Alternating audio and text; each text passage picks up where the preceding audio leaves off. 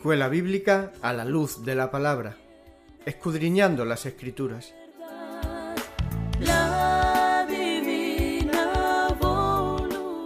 Luz a las Naciones, canal cristiano de comunicación, presenta A la luz de la palabra. Un estudio expositivo de la palabra de Dios, una presentación minuciosa de toda la Escritura. Porque es inspirada por Dios y útil para enseñar, para redarguir, para corregir, para instruir en justicia, a fin de que el hombre de Dios sea perfecto, enteramente preparado para toda buena obra.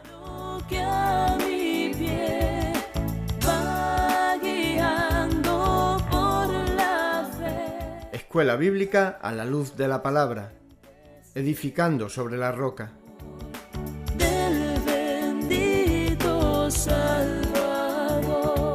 Primera carta del apóstol Pablo a Timoteo, por Juan Luis Vadillo.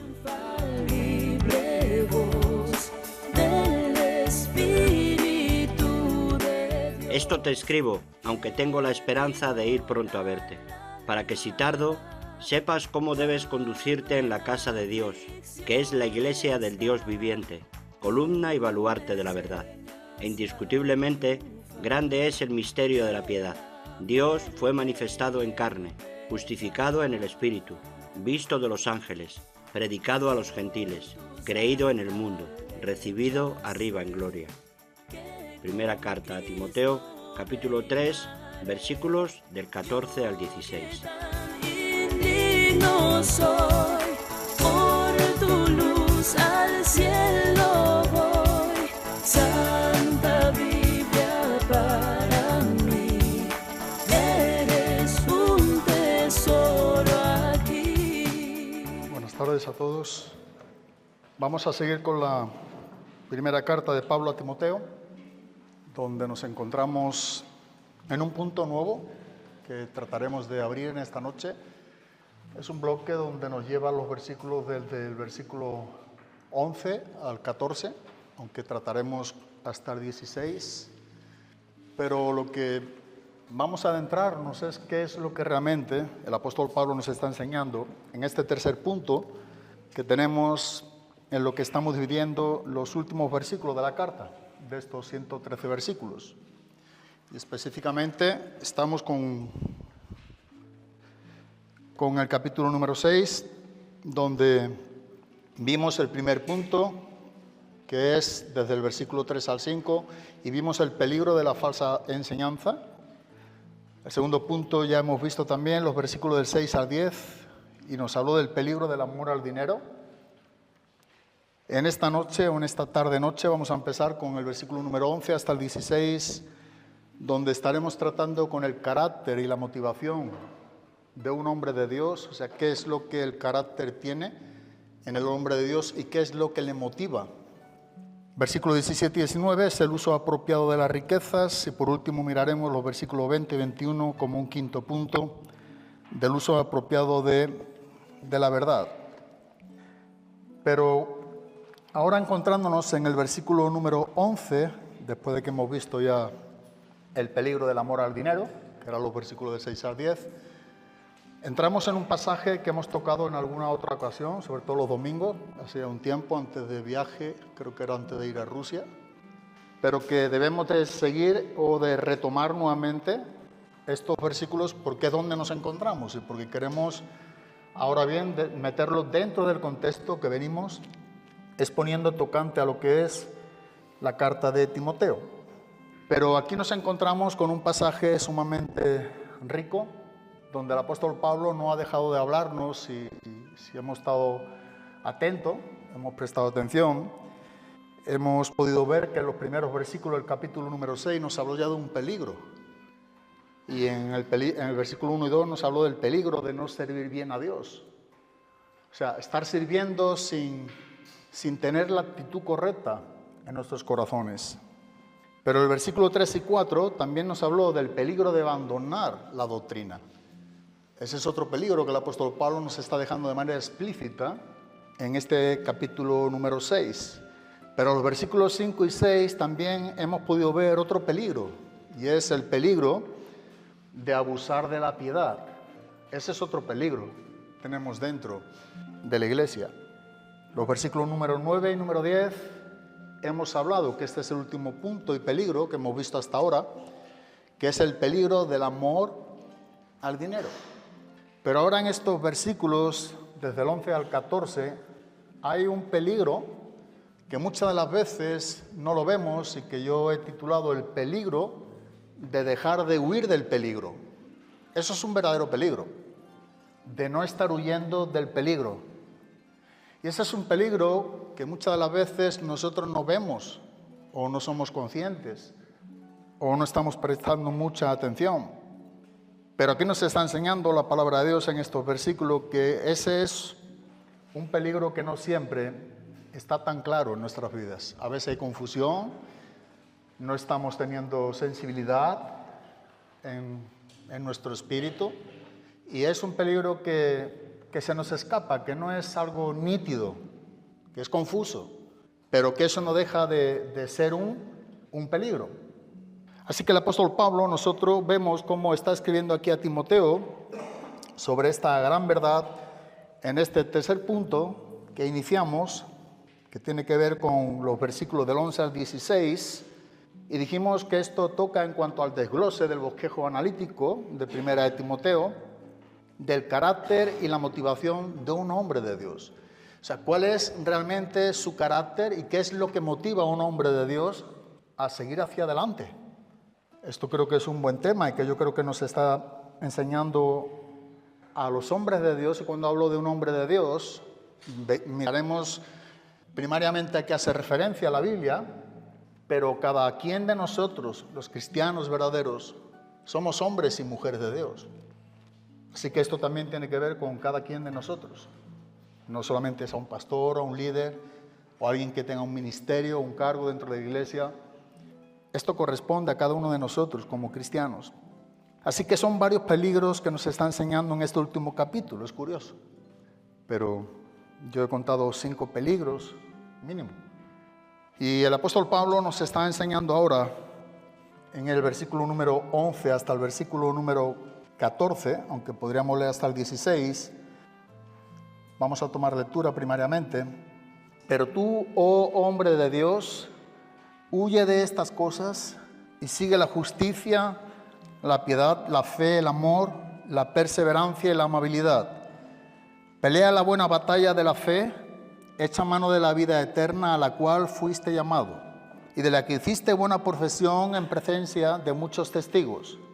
Te mando delante de Dios, que da vida a todas las cosas, y de Cristo Jesús, que dio testimonio de la buena profesión delante de Poncio Pilato, que guardes el mandamiento sin mancha, ni reproche hasta la manifestación de nuestro Señor Jesucristo, la cual manifestará a su debido tiempo, el bienaventurado y único soberano, el Rey de Reyes y Señor de Señores, el único que tiene inmortalidad y habita en luz inaccesible, a quien ningún hombre ha visto ni puede ver. A Él sea la gloria y el dominio eterno.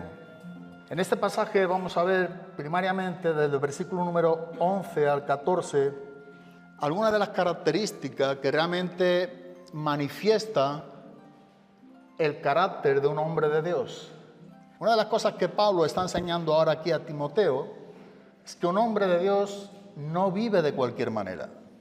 Un hombre de Dios vive negándose, vive con entrega, vive luchando, pero no encaja en el mundo como el mundo trata de encajar a un hombre de Dios. Y vuelvo a reiterar, tú, si eres cristiano, eres un hombre de Dios. Pero somos diferentes, pensamos diferente y por ende vivimos diferente. Y esto es lo que el apóstol Pablo quiere también tratar de enseñarnos a lo largo de este pasaje. Aquí hay 4 características que marcan los distintivos de un hombre de Dios, que bien pudiéramos llamar como esas marcas o esas señales o esos distintivos que realmente acompañan a un hombre de Dios. Y si prestamos atención, el versículo número 11, la primera de todas ellas, miraremos una a una, vemos que lo que marca la diferencia en un hombre de Dios es huir. Pero tú, oh hombre de Dios, huye, huye. Y esta vamos a tratar posteriormente, pero por encima viendo estas 4 características, a modo de introducción, vemos que la primera es huir. La segunda, en el mismo versículo, es que a un hombre de Dios se le conoce no solamente por huir, de qué huye, sino también qué es lo que sigue. O sea, el hombre de Dios no solamente es aquel que huye de, sino que sigue a. Esta es la segunda marca o característica de un hombre de Dios. En el versículo número 12 vemos la tercera característica o marca de un hombre de Dios, y es que a un hombre de Dios se le conoce por lo que lucha, por lo que pelea. Por eso es en el versículo número 12, pelea la buena batalla de la fe. Esta es una tercera característica que acompaña al carácter de un hombre de Dios. Y por último, en el versículo número 13 o número 14, más bien en el 14, dice que guardes el mandamiento sin mancha ni reproche. Es decir, que a un hombre de Dios se le conoce por lo que guarda en su corazón. No guarda cualquier cosa. El hombre de Dios no acumula, no está guardando, no custodia cualquier cosa en su corazón. Así que vemos que la primera de las 4 características es que a un hombre de Dios se le conoce por lo que huye, por lo que sigue, por lo que pelea y por lo que guarda. Tristemente nosotros como iglesia vivimos en un tiempo bastante difícil, peligroso, violento, como enseña la palabra de Dios, tocante a los tiempos peligrosos, esos tiempos jalepós en el griego, esos tiempos que se usa para describir al gadareno, o sea, esos tiempos que son violentos, y necesitamos estar despiertos a esos tiempos. A veces parece que dentro de la iglesia acontece como esa metáfora que se usa muy comúnmente, como la rana en el agua caliente. No sé si se lo había escuchado, ¿no? La rana es un animal de sangre fría. Así que si la rana nosotros la metemos directamente en un agua que está hirviendo, la rana salta. Sin embargo, si nosotros metemos la rana en agua fría, ella está bien. Y nosotros vamos metiendo temperatura, se va calentando poco a poco, la rana al final muere hervida y no se da cuenta. Y a veces esto es lo que hablo a nivel general, por lo que uno puede ver en cuanto a noticias, en cuanto a situaciones, sucesos. Hay cristianos que viven en esta manera. No nos estamos dando cuenta que hay un agua que nos está calentando, que cuando queramos saltar ya es demasiado tarde. Y esa es una metáfora que se usa para lo que tiene que ver con describir al cristiano en este caso en el mundo. Somos atraídos, somos seducidos, nos vamos acomodando al sistema.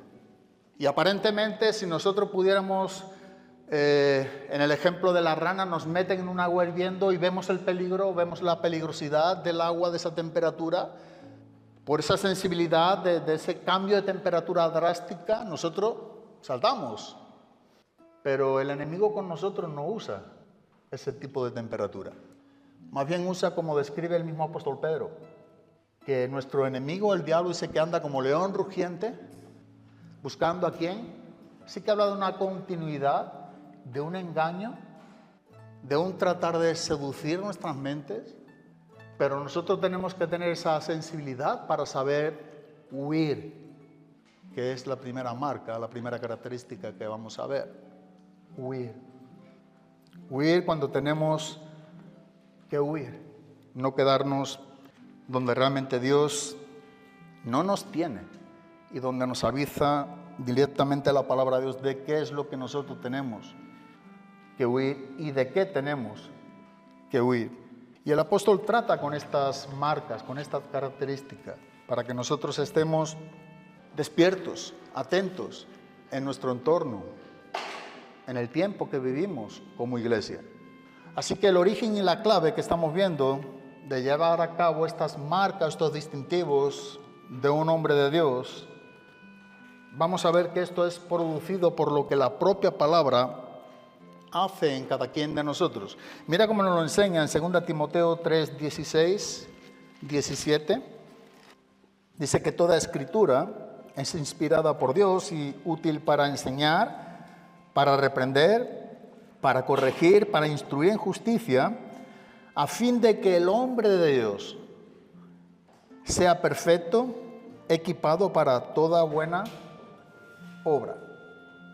Así que estas marcas, estos distintivos, es lo que la Escritura hace en ti y en mí, cómo ella obra en nosotros. Porque dependiendo en la manera en cómo obra en nosotros, es que nosotros vamos a vivir en sintonía más al carácter de Dios.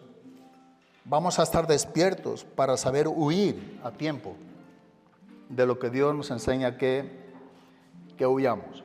A mí me gustaría ver dos puntos importantes en estos versículos del 11 al 14 para poder dividir en dos puntos y que podamos quedarnos con la enseñanza y tener una reflexión aplicativa, no solamente de lo que pudiéramos aprender, sino que pudiéramos llegar a aplicar la palabra en nosotros, que ese es el fin de la palabra. Hemos visto, hemos leído como Pablo escribe a Timoteo, la naturaleza de la palabra de Dios, de la Escritura, pero el fin ¿cuál es? A fin de que el hombre de Dios sea perfecto y enteramente preparado para toda buena. Ese es el propósito que Dios tiene con su palabra para contigo y para conmigo. Pero lo primero que vamos a estar viendo en estos versículos es ¿qué y quién es un hombre de Dios? Vamos a tratar de responder a estas dos preguntas. ¿Qué y quién? O sea, ¿qué es un hombre de Dios y quién es un hombre de Dios? Y la segunda pregunta que vamos a tratar de responder en estos versículos, ¿cuáles son las características o cuáles son las marcas, las señales que le acompañan a un hombre de Dios? ¿Por qué se conoce a un hombre de Dios? ¿Qué es lo que marca la diferencia en un cristiano verdadero? Eso es algo que nunca falla. Personas que caminan conforme a la palabra de Dios marcan un distintivo, viven de manera distinta. Y esto es lo que Pablo nos va a enseñar. Lo primero, ¿qué y quién es un hombre de Dios? Esta es la pregunta que vamos a tratar de responder. Y en la Biblia nosotros podemos ver a lo largo del Antiguo Testamento, mayormente hasta que llegamos al Nuevo, los voceros de Dios son aquellos que son llamados con ciertos títulos diferentes. O esos voceros de Dios o esos hombres de Dios, en el Antiguo Testamento vemos como son llamados como profetas, Antiguo y Nuevo, o como los ancianos, o como los pastores, o como los maestros, evangelistas.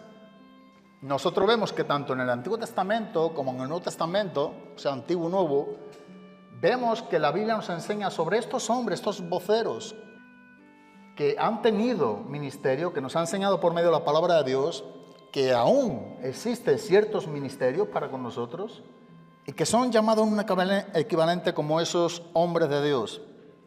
Pero nosotros podemos ver que estos títulos, por lo general, se refieren verdaderamente a la tarea que desarrolla cada uno de ellos.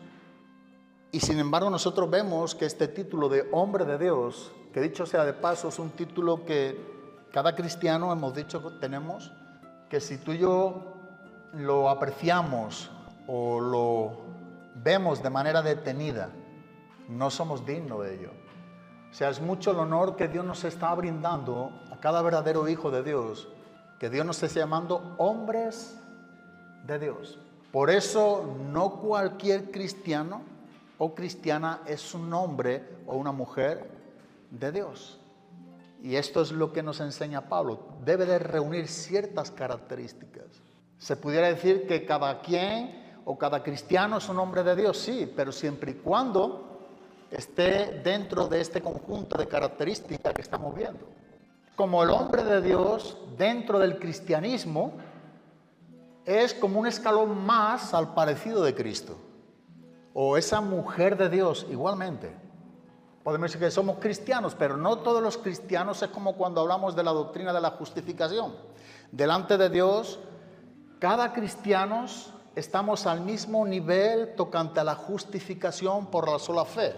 En la corte celestial, tú y yo hemos sido declarados no culpables, inocentes, por la fe en Jesucristo, y ahí somos todos iguales.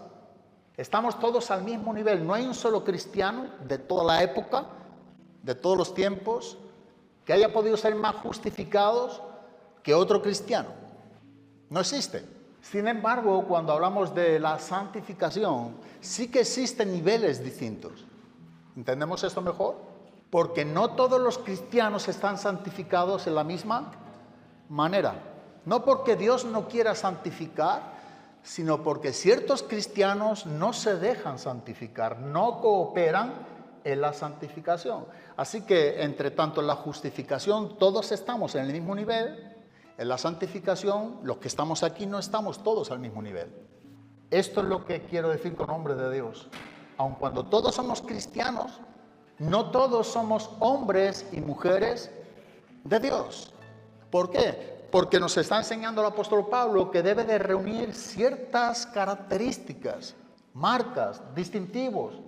Debe ser un hombre, una mujer que muestre que está huyendo del pecado continuamente, que huye, que sigue la justicia, que no deja de seguir la justicia, que su pelea es la pelea de la buena batalla de la fe, y que lo que guarda realmente en su corazón tiene que ver con el mandamiento, con la palabra. No le interesa otras cosas.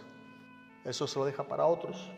Esos hombres, mujeres de Dios, tienen esto muy presente. Y esto es lo que Pablo nos está enseñando en estos versículos. Y es lo que está tratando que Timoteo pueda entender en un tiempo muy difícil que él estaba viviendo cuando estaba pastoreando la iglesia en Éfeso en el primer siglo.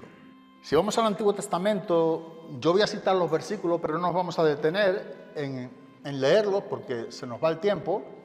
Pero en el Antiguo Testamento nosotros podemos ver uno de ellos en Deuteronomio 33:1, el quinto libro del Antiguo Testamento, Deuteronomio capítulo 33, versículo número 1. Vemos como en el Antiguo Testamento este título de hombre de Dios son llevados a cabo en diferentes personajes. En este caso, hablando de Moisés, dice en el versículo número 1, esta es la bendición con la que Moisés, y ahora dice, hombre de Dios, la Reina Valera del 60, si no me equivoco, viene varón de Dios, ¿sí? Escogió las Américas otra vez porque me gusta más la expresión como viene en cuanto a hombre de Dios.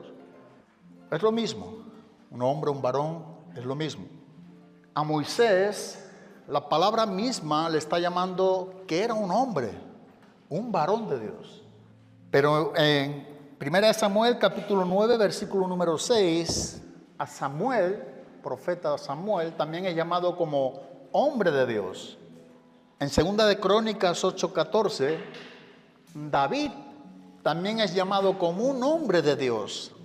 Lo tenemos. 1 de Reyes capítulo 17, versículo número 18, el profeta Elías también es llamado hombre de Dios. En 2 de Reyes capítulo 4, versículo 8 y 9, Eliseo también es llamado como un hombre de Dios.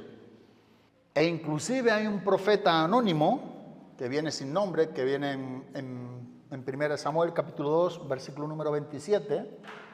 Es un profeta sin nombre, no se conoce el nombre, no se sabe quién fue ese profeta.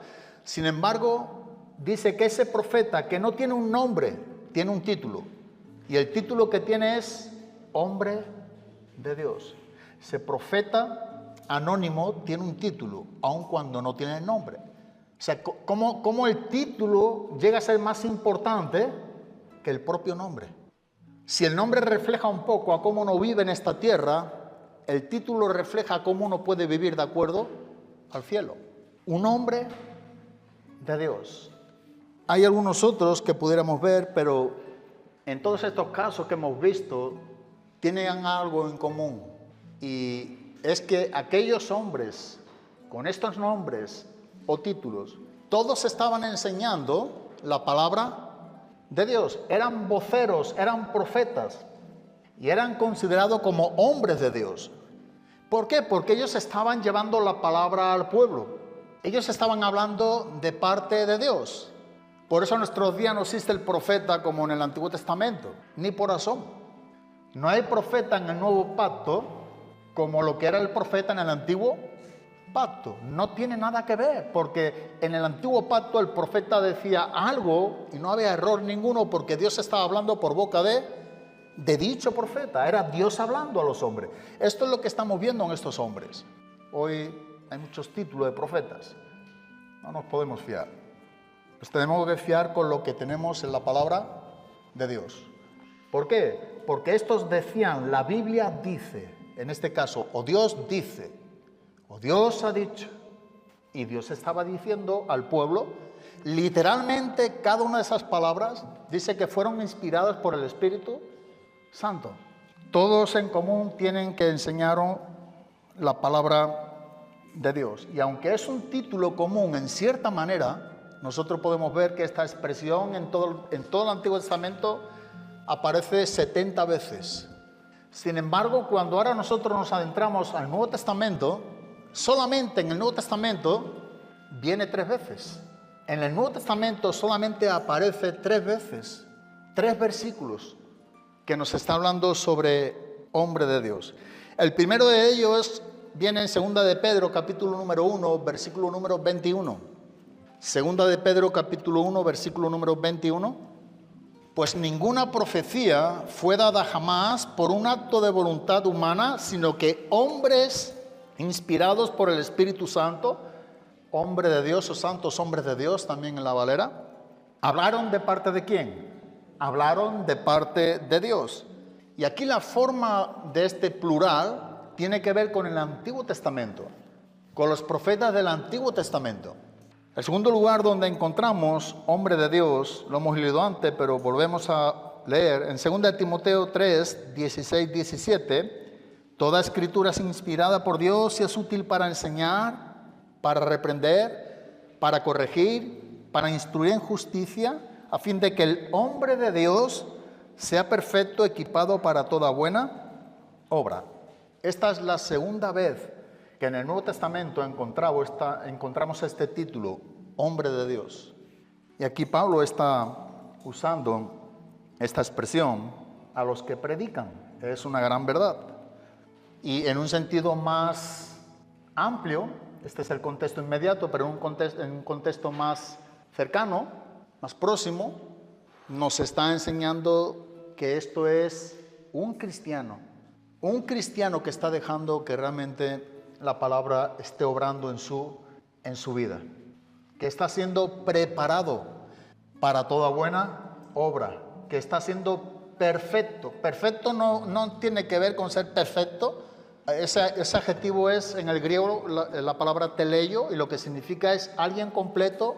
Habla de una madurez, es una madurez en desarrollo, a fin de que sea perfecto y enteramente preparado para toda buena obra, a fin de que se esté dejando moldear por la palabra, o a fin de que esté siendo más maduro por medio del obrar de la palabra de Dios. Pero también podemos ver que Pablo está tratando este asunto directamente con Timoteo, con el mismo Timoteo, y por eso el mismo contexto también nos está enseñando sobre este punto. Dice el versículo número 14, 2 de Timoteo: tú, sin embargo, persiste en las cosas que has aprendido y de las cuales te convenciste, sabiendo de quién has aprendido, y que desde la niñez has sabido las sagradas escrituras, las cuales te pueden dar la sabiduría que lleva a la salvación mediante la fe en Cristo Jesús. Así que nota que por una parte el apóstol Pablo está enseñando tocante a quienes enseñan, predican la palabra. Por otra parte está enseñando a cada cristiano que está siendo moldeado por la palabra de Dios y sin lugar a duda por el propio Timoteo, que es donde se dirige estas palabras primariamente, para Timoteo. Pero aquí nos está también mostrando el apóstol Pablo con respecto a lo que estamos viendo en esta tercera vez que vamos a ver como el último lugar del Nuevo Testamento, que es donde encontramos hombre de Dios, viene en nuestro texto. 1 Timoteo capítulo 6, versículo número 11. Esta es la tercera y última vez que nosotros encontramos hombre de Dios en el Nuevo Testamento. Y nos dice: pero tú, oh hombre de Dios, huye de estas cosas y sigue la justicia, la piedad, la fe, el amor, la perseverancia y la amabilidad. Es Pablo quien se dirige a Timoteo por un título, por este sobrenombre. No está enseñando ahora aquí en el versículo número 16, pero tú, Timoteo. En otros pasajes lo hemos visto. No, ahora aquí Pablo dice a Timoteo, no llamándole por su nombre, pero sí por este calificativo. Pero tú, oh hombre de Dios, o pero tú, hombre de Dios, dependiendo de la versión, huye de estas cosas. Tú, quien eres un hombre temeroso, una mujer temerosa de Dios, huye de estas cosas. No te quedes coqueteando con el pecado. Huye. Huye es lo que Pablo está diciéndonos. Y de hecho se dirige a Timoteo como un hombre de Dios. Y como tal va a enseñarle como un hombre de Dios. Lo está identificando a la misma vez con esa línea extensa del Antiguo Testamento de los voceros de Dios.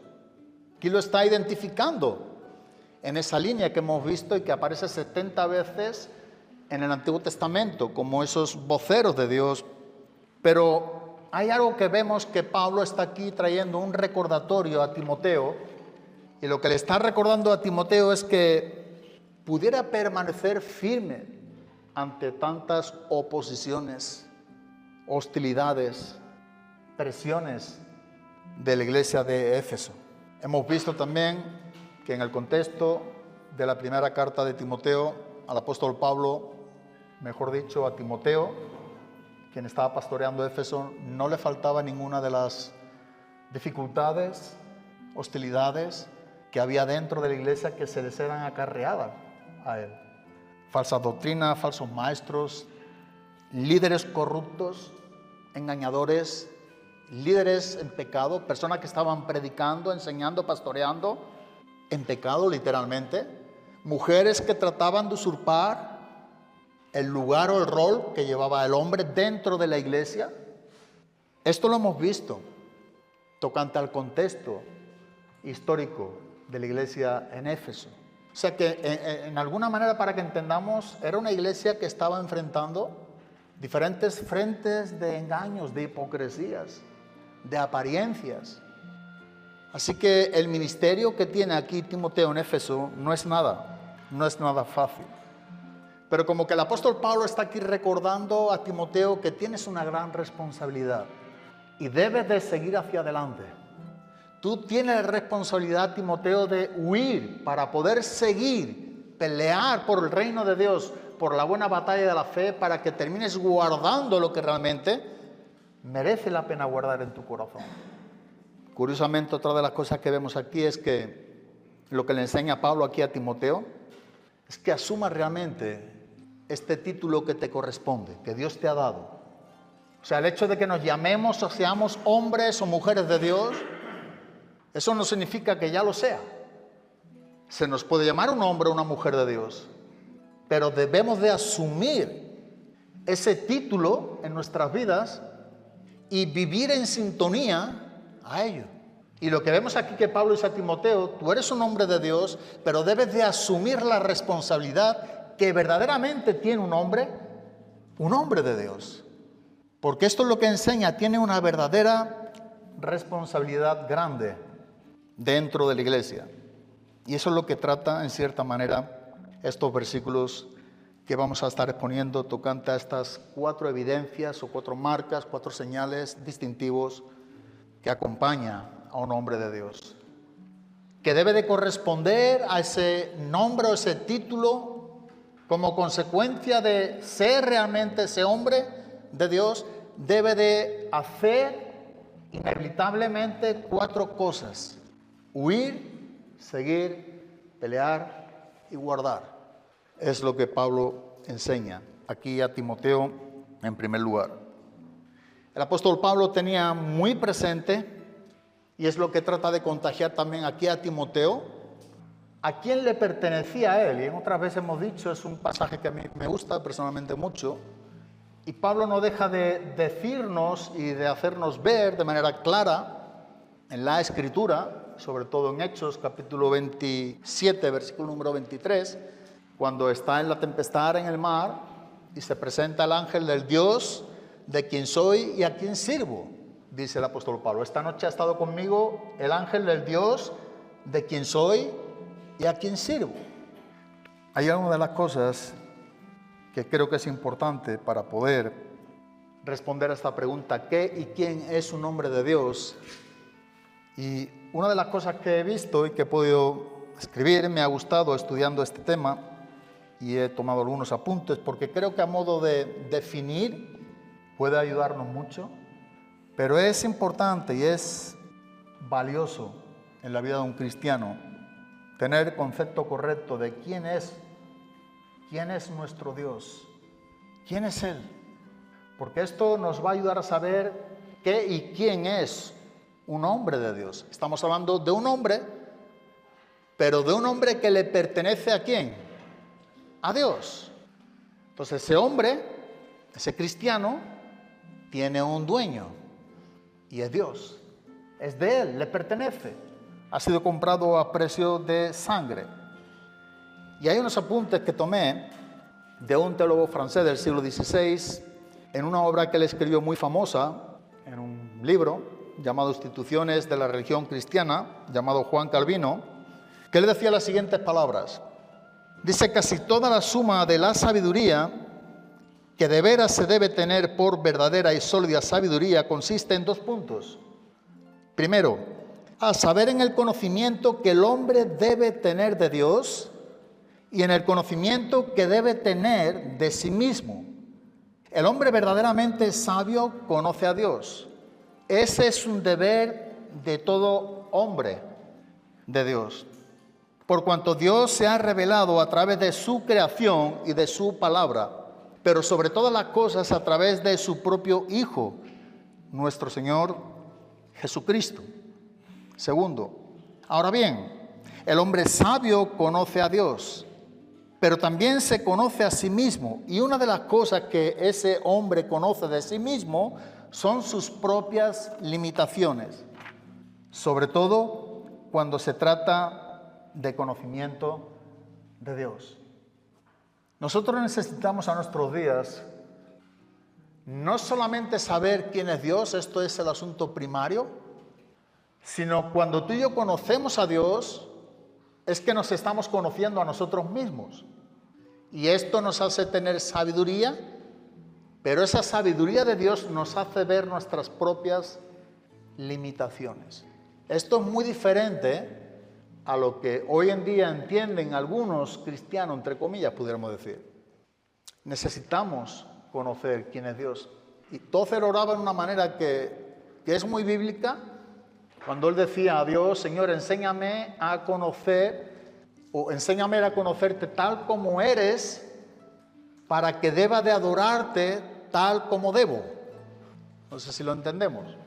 Señor, enséñame a conocerte tal como tú eres de verdad, porque solamente de esta manera es que yo entenderé cómo es que debo de adorarte. Nosotros no vamos a adorar bíblicamente a Dios, no lo vamos a hacer en espíritu y en verdad, si no sabemos primariamente quién es Dios. Primero tenemos que saber quién es Dios. Necesitamos, por tanto, este concepto correcto y bíblico de quién es Dios. Así que después que hemos visto brevemente lo que hemos tratado de ver en cuanto a este primer punto, qué y quién es un hombre de Dios, vamos a ver ahora en el segundo punto cuáles son las marcas, las características o estos distintivos en el hombre de Dios. Y volvemos al versículo número 11, que es nuestro texto base Pero tú, oh hombre de Dios, huye de estas cosas. Pablo manda a Timoteo que él huya de estas cosas. Y nosotros podemos ver aquí que aun cuando no tenemos explícitamente en este versículo cuáles son estas cosas, precedentemente nosotros podemos ver en todo el contexto los peligros que hemos visto, de lo cual él es llamado a huir de estas cosas. En su contexto, Pablo le está diciendo a Timoteo que huya del amor al dinero, como hemos visto algunos de los peligros, que eso tiene que ver, por ejemplo, en el versículo número 10, o con las falsas enseñanzas, o con abusar de la piedad, o con tergiversar la doctrina. Huye de estas cosas. Huye. Una de las cosas que también a veces leemos, no es que leamos mal, pero como que no nos detenemos a veces en cuanto a un pasaje o un contexto, en marcar las palabras que sobresale o los verbos. Sin verbos no se entiende ninguno de los versículos o frases, es imposible. Pero aquí tenemos un verbo, por ejemplo, como es el verbo huir. Y no solamente tenemos un verbo que es el verbo huir, sino también vemos cuál es el tiempo de este verbo. Pero no solamente tenemos también el tiempo del verbo, sino también tenemos en qué tiempo está el verbo. Y nosotros podemos ver que podemos reunir algunos puntos y ver que es un mandato que Pablo está dando a Timoteo, que está en un tiempo presente, o sea, que no fue un mandato para los días de Timoteo, sino que también es para nuestros días. Es algo que Timoteo debía de hacer. No podía estar jugando con este mandato, deteniéndose, pensar, considerar. Cuando tú y yo dejamos de hacer lo que Dios quiere que hagamos, es cuando el diablo realmente entra a engañarnos. Siempre es así. Cuando tú y yo dejamos de hacer lo que Dios quiere que hagamos y sabemos que lo tenemos que hacer, cuando paramos y no obedecemos, es cuando mayormente el diablo viene a engañarnos, a presentarnos otra opción. Porque por alguna razón es que no estamos obedeciendo y casi siempre tiene que ver con nuestra propia carne. No obedecemos por nuestra propia carne. Y eso lo sabe el enemigo. Y ataca al enemigo, pues un contraataque con un engaño para presentarnos otra opción a la cual pudiéramos obedecer mejor que la que Dios nos enseña y con aparentes verdades, no siendo tan directamente como algo engañoso o algo malo. Sin embargo, Pablo dice a Timoteo, huye. Tú eres un hombre de Dios, esto es lo primero que le dice, pero tú, como hombre de Dios, huye de estas cosas. En los tiempos del primer siglo y en la literatura extrabíblica, en el griego, esta es una palabra muy interesante. Y esta palabra peujo en griego se estaba enseñando y se usaba, y es lo que significa aquí en el griego, que es alguien quien es un fugitivo. Literalmente, huir es un fugitivo, pero el fugitivo está huyendo de un animal salvaje, un felino o una víbora mortal, con veneno mortal. En este contexto es que en la literatura extrabíblica se usaba mucho esta palabra, peujo, huye, lo cual nos hace ver a nosotros, a nuestros días, que nosotros debemos ser esos fugitivos espirituales, que estemos huyendo de lo que realmente quiere matarnos, y es el pecado. Quiere enfriarnos, trata con el pecado. Para que esto no acontezca, nota nuevamente como nos enseña el texto, pero tú huye, no dejes de huir. Tú y yo somos llamados como hombres de Dios a no dejar de huir permanentemente. No dejes de huir, porque esto es lo que nos enseña el versículo. No dejemos de huir del pecado. No paremos a dialogar con el pecado porque perderemos. El pecado no es para que tú y yo dialoguemos con él, para considerar, no, el pecado, dice la Biblia, es que huyamos del pecado. Y si tú y yo queremos salvarnos espiritualmente, debemos de seguir siendo toda la vida en este lado de la eternidad fugitivos espirituales. No debemos dejar de huir nunca. Por eso puse el título personalmente mío, el peligro de dejar de huir del peligro. Cuando tú y yo dejamos de huir del peligro, hemos dejado de obedecer el mandato de Dios como hombre de Dios. Entonces, nuestras vidas tendrán consecuencias. Huye, Timoteo, huye, no dejes de huir. Continúa huyendo. A veces cometemos el error de pensar que porque hemos huido una vez y ha sido algo exitoso, algo bueno, pensamos que esto es suficiente para no seguir huyendo. Otro engaño. Aquí no nos está diciendo, huye en algún momento de tu vida cristiana del pecado. No, estas cosas hemos dicho que son peligros que está amenazando la vida de un hombre de Dios. Por tanto, es algo permanente. No dejes de huir, Timoteo. No dejes de huir, ni siquiera lo pienses por un solo momento. Sigue huyendo, no mires atrás. Huye de estas cosas, porque si no hay alguien quien te persigue, que quiere matar tu vida espiritual, quiere enfriarla, quiere engañarnos. Así que es un fugitivo por toda su vida, el hombre de Dios. Es triste vernos en un peligro, en una amenaza, y lo último que podamos hacer es huir de ese peligro o de esa amenaza. Es triste porque cuando tú y yo somos llamados a huir y vemos un peligro, vemos una amenaza en nuestras vidas cristianas, ya de por sí, si no huimos es que algo no anda bien. Si quieres saber quién es un cristiano que está sensible a la voz de Dios, que está viviendo con una buena relación cálida con Dios, es aquel que Dios habla y obedece. Dios habla y obedece. Dios habla y obedece. Es aquel quien no cuestiona la voz de Dios. Timoteo, como hombre de Dios, no puede cuestionar el huir en un tiempo de su vida o dejar de huir en un tiempo de su vida porque ya huyó en otra época o en otro tiempo en su ministerio. No, porque hemos definido que estamos huyendo de una amenaza. Estamos huyendo de un animal salvaje, estamos huyendo de una víbora con veneno, estamos huyendo del diablo. Tú y yo no somos llamados a pelear con el diablo. Otra de las cosas que a veces dialogar, pelear, enfrentar, aquí dice que tú y yo ¿qué? Huyamos. Tú y yo somos llamados a resistirle firmes en la fe. Pero hay a veces gente con doctrina que están todo el día con el demonio, el diablo, haciendo guerra. Nada de eso encuentro yo en la Biblia, personalmente. Nada.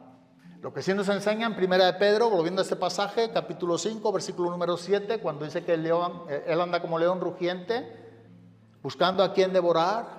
Pero luego nos enseña en el siguiente versículo, pero resistirle firmes en la fe, y él huirá de vosotros. Él es el que huye de nosotros cuando tú y yo le resistimos firmes en la fe. Pero ¿de dónde sacamos hacer guerra al diablo? Hacer ese mundo espiritual, ¿no? Que eso no es espiritual, eso es el tonto. Porque la Biblia no nos lo enseña. Sí nos enseña a huir del peligro, a huir de una amenaza. El cristiano sensible huye del pecado, no lucha, no se enfrenta con el pecado, huye del pecado. Así que vemos aquí a Pablo, a Timoteo, en un contexto de advertencias, de amenazas, tratando de hacerle ver a Timoteo que esto sea algo permanente. Y uno de los enemigos, hablando, dicho sea de paso de estos puntos, uno de los enemigos que a veces nosotros no vemos o que nos cuesta más ver o no queremos ver, es huir de nosotros mismos. Tú ves como Pablo escribe a Timoteo en su primera carta, capítulo 4, versículo número 16. Es Pablo quien le dice a Timoteo, ten cuidado de ti mismo. Timoteo, ten cuidado de ti mismo. O sea, huye de ti mismo. Porque tú y yo podemos ser nuestros peores enemigos. Nuestros planes, nuestra manera de ver las cosas que no están como Dios nos las enseña o que no están en sintonía con la voluntad de Dios, eso las aceptamos porque no huimos de nosotros mismos. Tenemos que huir de lo que Dios nos enseña a huir. Es lo que nos enseña. Ten cuidado de ti mismo. ten cuidado de la enseñanza y persevera, también como dice a Timoteo, en estas cosas. Porque si lo haces realmente, Timoteo, te salvarás primeramente a ti mismo, y aquí salvación no es la soteriología, salvado del pecado, y a los que te oyeren. Tú mismo serás salvado de ese engaño. Mira, si tú huyes de ti mismo, si tú te cuidas a ti mismo, tú mismo serás salvado del engaño del pecado. Y en medio de ello encontramos la doctrina. Ten cuidado de ti mismo y de la doctrina. Si tú y yo no entendemos la doctrina, si tú y yo no somos hombres y mujeres espirituales, vamos a dejar entrar cualquier cosa, vale. Lo que nos gusta, eso es lo de Dios. Cosas que no tienen que ver realmente con el plan original de Dios. Que cualquiera con ojos espirituales dice, pero ¿cómo lo entiendes? ¿Cómo entiendes lo que lees? Tenemos y debemos de huir del engaño, de huir de nosotros mismos, de lo que no es realmente la doctrina verdadera, que es la que realmente nos va a enseñar la verdad de Dios, y perseverar en las verdades de Dios, en lo que Dios nos está enseñando, porque de esa manera nosotros nos salvaremos a nosotros mismos y también salvaremos a otros del engaño, del pecado, del error. ¿Sabes? El diablo es muy astuto, él sabe cómo traer ese comezón de oír. Lo que tu carne y mi carne quiere es lo que el diablo te ofrece y me ofrece. Pero resistirle firmes en la fe, en la palabra de Dios. Si no de manera sutil, él tratará de seducirnos para que caigamos en el engaño del pecado. Así que el cristiano, hemos dicho, es llamado a ser lo que Pablo dice que sea Timoteo, un fugitivo del pecado, y no enfrentarse con él, con el pecado. Cuando nosotros dejamos de huir de aquello que Dios nos enseña que huyamos, no solamente en este caso el diablo destruirá nuestras vidas, sino que también destruirá nuestro ministerio, nuestros ministerios. Y cada cristiano tiene un ministerio. Si nosotros no huimos de lo que Dios nos dice que huyamos y que no dejemos de huir de ese peligro, y paramos y no hacemos lo que Dios nos dice, hacemos caso omiso, entonces el diablo no solamente dañará nuestras vidas en cuanto a ese engaño que aceptamos, sino que trae consecuencia a nuestros ministerios, a lo que tú y yo estemos llevando o haciendo para Dios. Es como Él siempre trae consecuencias a la vida del cristiano. El mismo apóstol Pablo aplica este principio en 1 Corintios 9, 24, este principio a su propia vida.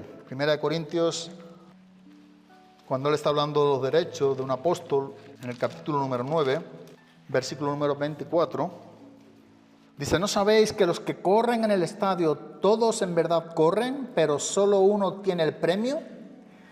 Y ahora dice, corred de tal modo que ganéis. Y todo el que compite en los juegos se abstiene de todo. Ellos lo hacen para recibir una corona corruptible, pero nosotros una incorruptible. Por tanto, yo de esta manera corro, no como sin tener meta. De esta manera peleo, no como dando golpes al aire, sino que golpeo mi cuerpo y lo hago mi esclavo, no sea que habiendo predicado a otros, mira lo que es el mismo apóstol Pablo, yo mismo, tú mismo, quedemos descalificados. No de la salvación, del ministerio. Lo vemos del ministerio, de lo que Dios tiene para contigo y para conmigo. Por eso es que el apóstol Pablo dice, corred de tal modo que ganéis. Corred de la manera correcta. Como Dios nos enseña que debemos de correr. Debemos de saber correr. Debemos de saber huir. Para no quedar descalificado, tenemos que saber. Saber negarnos, saber cómo matar. Ayer estuvimos hablando, o antes de ayer, algo sobre Romanos 8:13. Cómo matar ese pecado o esa parte de nuestra carne, esas obras de la carne, que no hay otra manera de hacerlo si no es con el favor, si no es con la ayuda del mismo Espíritu Santo. Y por eso Pablo está escribiendo en Romanos 8:13 cuando dice, mas si por el Espíritu hacéis morir las obras de la carne, viviréis. ¿Cómo es que podemos matar las obras de la carne, el engaño? ¿Cómo es que tú y yo podemos saber de qué huir? ¿Cómo huir? ¿Y cómo no dejar de huir? Bueno, pues más si por el Espíritu. El Espíritu Santo nos guía, nos enseña, nos recuerda, nos lleva hacia toda la verdad. Y es por medio del Espíritu Santo que tú y yo podemos, y únicamente podemos por medio de Él, matar las obras de la carne para que podamos vivir como Dios manda, para que podamos correr como debemos correr. Hay un libro que recomiendo, dicho sea de paso también, de John Owen, puritano inglés, el príncipe de los puritanos se le llamaba. Y es un libro, no es, dependiendo la versión que tenga, pero es un libro, se llama La mortificación del pecado. Y de manera muy extensa trata sobre este versículo que estamos nombrando, Romanos 8:13. Porque si vivís conforme a la carne, habréis de morir. Pero si por el Espíritu hacéis morir las obras de la carne, viviréis. ¿Cómo es que tú y yo podemos matar nuestro pecado, nuestro engaño? Por el Espíritu Santo, con su ayuda, con su guianza. Mas si por el Espíritu hacéis morir las obras de la carne, entonces viviréis. Así que nosotros podemos ver en lo que venimos viendo, siendo un fugitivo espiritual por toda la vida en este lado de la eternidad, de manera permanente como un mandato. No solamente vemos en este pasaje, en el Nuevo Testamento, esta enseñanza, este mandato de huir. En 1 Corintios capítulo 6, versículo número 18, son varias las amenazas que tú y yo tenemos como cristianos y que Dios nos enseña por medio de su palabra que huyamos de estas cosas en el contexto de Pablo a Timoteo, de estos peligros que hemos visto, pero también en lugares diferentes, separados de ese conjunto doctrinal que estamos viendo en Timoteo, escribiendo a los Corintios. El apóstol Pablo se dirige a la iglesia de Corinto y le dice en el versículo número 18 del capítulo 6 de la primera carta, huid de la fornicación. Es el mismo verbo, en el mismo tiempo, es un mandato, significa también peujo en griego. Huyamos. 1 Corintios capítulo 10, versículo número 14, huid de la idolatría. Igualmente encontramos ese verbo, esa misma palabra, en ese mismo tiempo, en ese modo imperativo. Huye. Si algo va a ocupar el lugar de Dios, eso es un ídolo. Y lo que nos dice Pablo es que huyamos de todo aquello. No espere adorar a algo visible o algo que sea algo que digamos, no, esto es una idolatría, una imagen, no.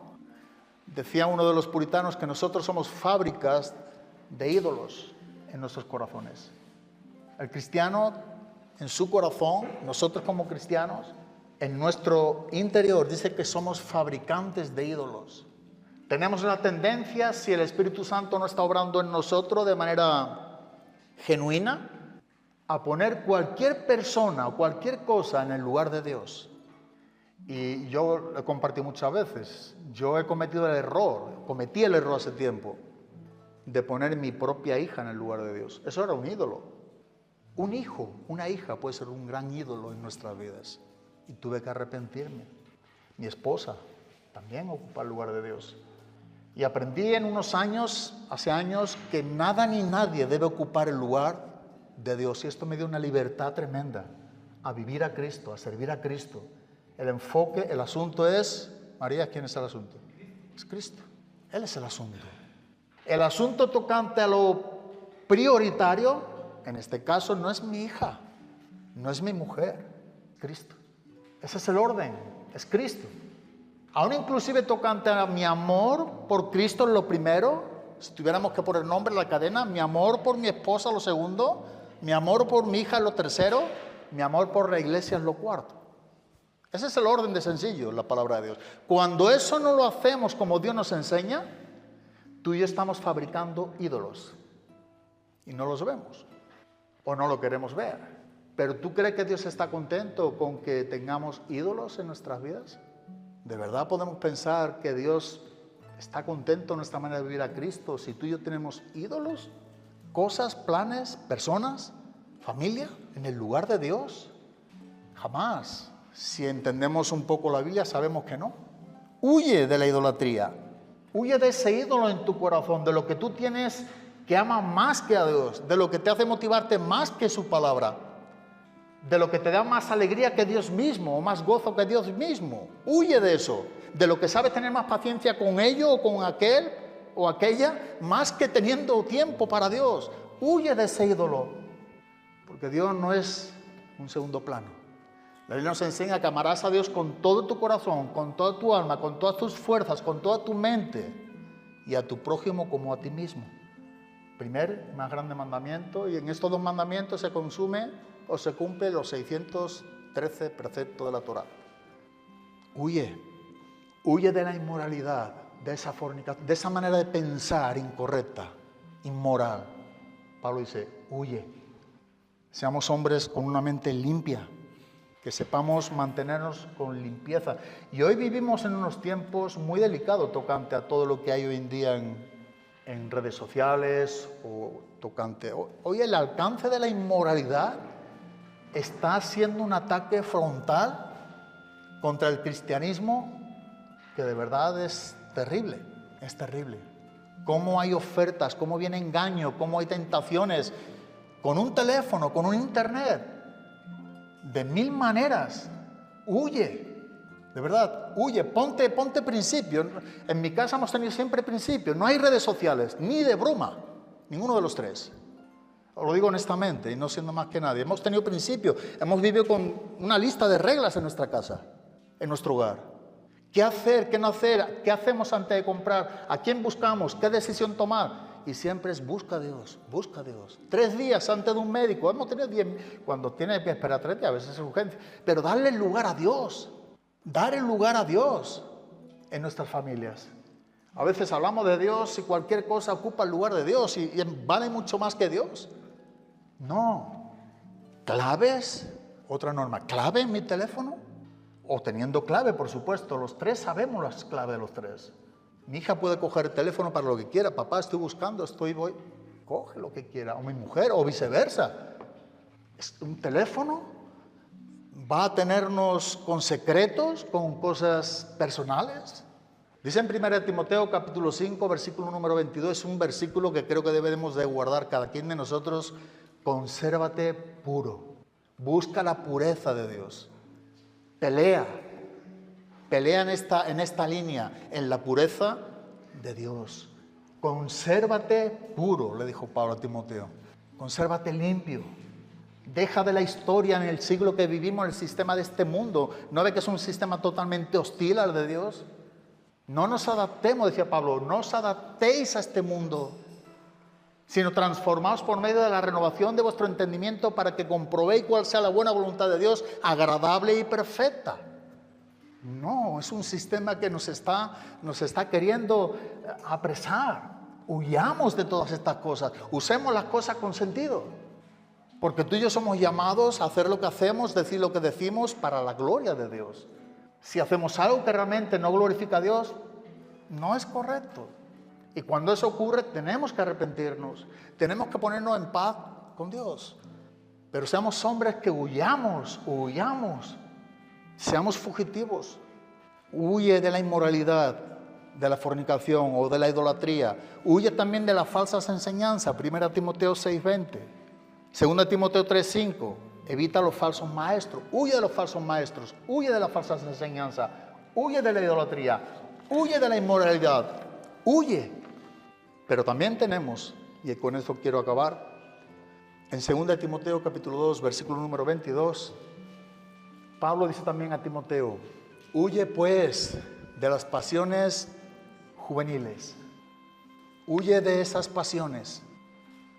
Pero no solamente nos enseña que huyamos, sino que nos dice qué es lo que tenemos que hacer cuando estamos huyendo. El asunto es que cuando nosotros huimos, no somos llamados a huir a cualquier lugar, sino somos llamados a seguir. O sea, entre tantos que huimos, estamos siguiendo.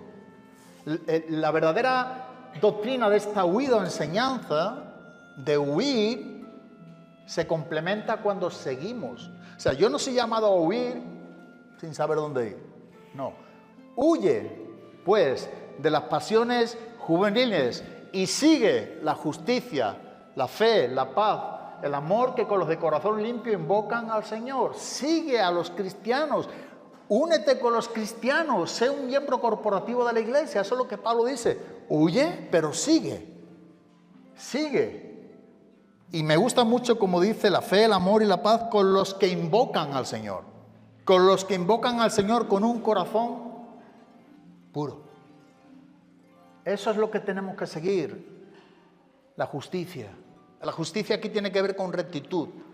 Seguir lo que es recto, lo que proviene de Dios, y seguir junto con los que de corazón limpio invocan al Señor. Esto me habla también de con quiénes nos estamos reuniendo. No vale cualquiera.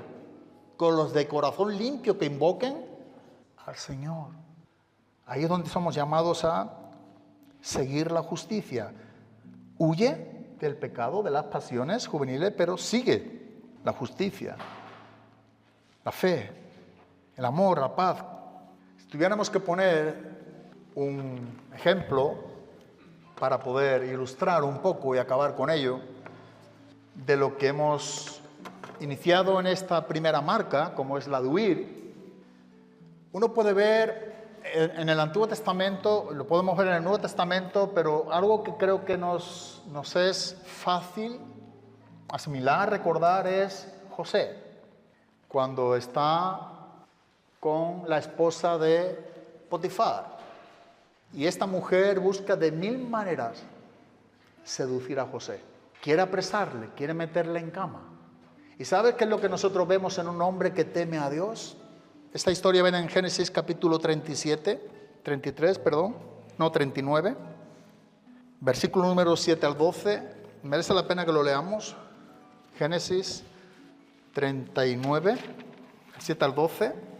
Sucedió después de esta cosa que la mujer de su amo miró a José con deseo y le dijo: acuéstate conmigo. Pero él rehusó y dijo a la mujer de su amo: estando yo aquí, mi amo no se preocupa de nada en la casa, y ha puesto en mi mano todo lo que posee. No hay nadie más grande que yo en esta casa, y nada me ha rehusado excepto a ti. Pues tú eres su mujer.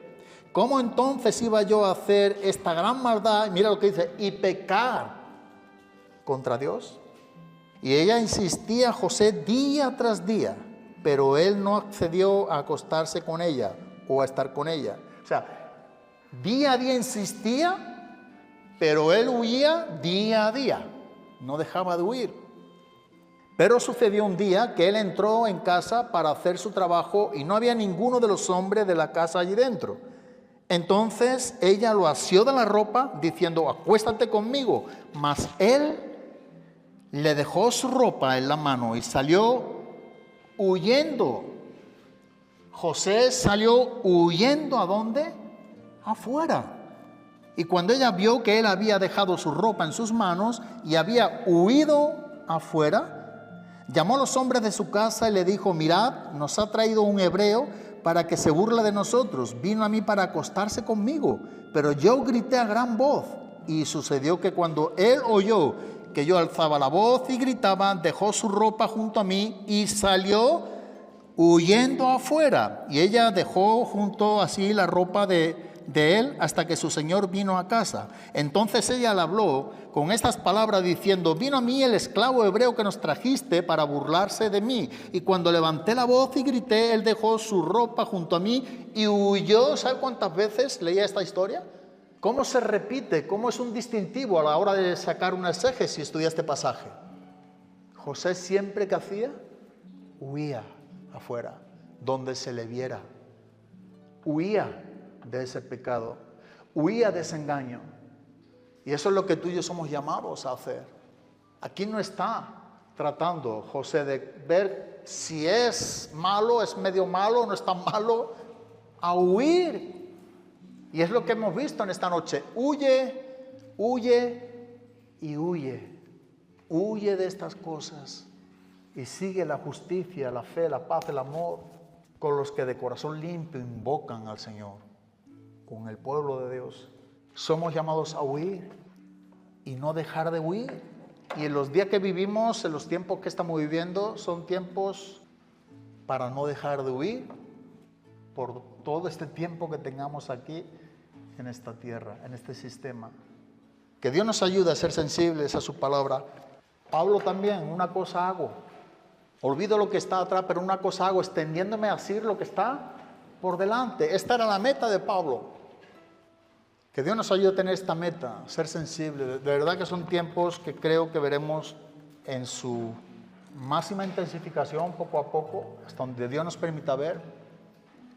En cuanto a este sistema que tú y yo vivamos, que tengamos por delante, si no lo hacemos huyendo, si no somos hombres que huyamos y no dejemos de huir, Él nos engañará, Él robará de nuestro gozo, Él quitará nuestros ministerios por no huir o por dejar de huir. Amén. Señor, gracias, Padre. Gracias te damos, Señor, por tu palabra. Señor, te damos gracias por cómo tu Espíritu Santo nos la puede enseñar con claridad. Ayúdanos a abrir nuestros ojos espirituales, a tener corazones sensibles a nuestros días, a ser temerosos de ti, oh Dios. Que seamos hombres y mujeres que entendamos que somos llamados a huir de manera continua, como fugitivos espirituales en este mundo, a huir de todo lo que tenga que ver con el pecado. Danos tú esas fuerzas, danos tú ese ánimo, ese consuelo. Ayúdanos aún inclusive a huir de nosotros mismos, a contar contigo, Dios, con tu Espíritu Santo para hacer morir las obras de la carne en nuestras vidas y poder vivir de manera lúcida, limpia ante ti, Dios. Señor, te pedimos perdón por tantas y tantas cosas que podamos no estar entendiendo en la manera como tú quieres o no estar viviendo a la altura de lo que tú demandas, pero te pedimos perdón con el fin de que podamos aprender y poder levantarnos y poder seguir huyendo, Dios. Ayúdanos a tener más el carácter de Cristo, ser cristianos que marquemos la diferencia en esta generación nuestra, Dios. Ayúdanos tú, oh Dios, a ser luminares en este mundo oscuro, a estar asido de tu palabra. Danos tú ese celo por ti, por tu palabra, por conocerte más, saber nuestras limitaciones. Ayúdanos a conocerte, porque solamente de esta manera es que podemos conocer lo que desconocemos a veces de nosotros mismos. Gracias, Padre, porque eres bueno, por tu bondad en nuestras vidas, por tu paciencia para con nosotros también, porque sabemos que tú eres bueno y perdonador. Tú eres un Dios que tiene gran misericordia, que eres lento para la ira. Pedimos, Dios, que podamos tener el temor en nosotros para buscar lo que realmente te agrada y rechazar todo aquello que te desagrada. En el nombre de Cristo Jesús. Amén, Padre. Amén.